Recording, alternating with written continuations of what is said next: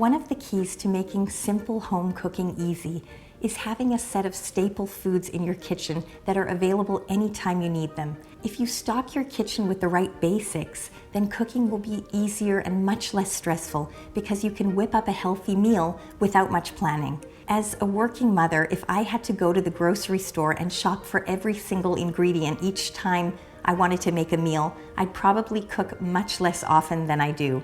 So here are some things that I like to keep in my kitchen so that I can cook a meal even if I don't have time to go shopping that day.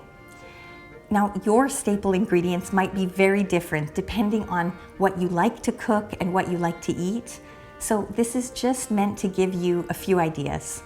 In terms of dry goods, I always like to have a few different kinds of pasta, some rice, some oats, some dried beans and lentils. And I also like to keep quinoa, and quinoa is a high protein grain that's also high in fiber. Then I keep some flour on hand for baking. Our flour has to be gluten-free for our little guy who can't eat wheat, but you can keep regular flour, some baking powder, and a little bit of sugar on hand for days when you feel like baking something.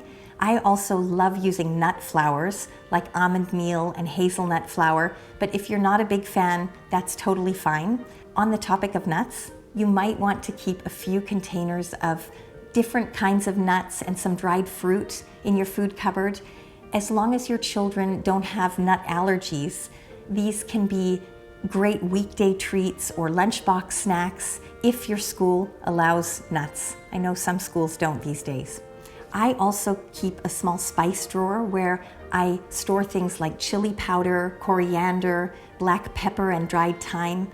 There's a bottle of vanilla essence in there too for days when I want to bake. And again, your spice drawer will vary depending on what spices you like, and it's kind of like a reflection of your food personality. Then I keep a box of onions, garlic, and potatoes in a dark cupboard near my pots and pans. Apparently, keeping them in a dark place prevents them from sprouting, at least for a week or so. As far as fridge ingredients go, my fridge will almost always have some eggs, some milk, butter, cheese, and yogurt in it. I usually keep some carrots and tomatoes in the vegetable drawer and some frozen peas in the freezer. These are kind of like my backup vegetables in case I don't have time to stop at the market and buy fresh vegetables that day. In some places, you can actually order a farm box to be delivered to your door every week from a local farm. It's kind of an automatic way to increase the variety in your diet, and it's also surprisingly affordable because the vegetables in the box are always in season. So with these staples that I've mentioned, all you need really are some lemons, some salt, and some olive oil, and you're in business. Even if you don't have time to go shopping, with the ingredients we've just discussed, you can make a simple pasta dish with a tomato sauce and some sprinkled cheese.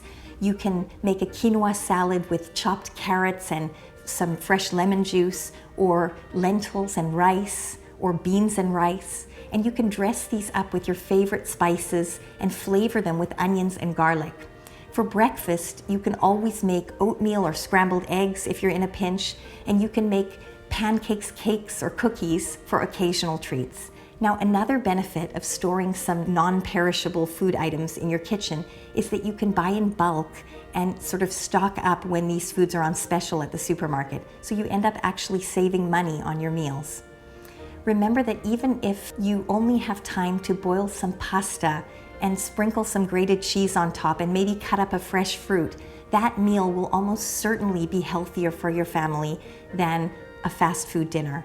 My mom used to say, it's better to be real than to be perfect. You don't need to cook like Julia Child in order to feed your family well. Even Julia Child emphasized fearlessness in the kitchen.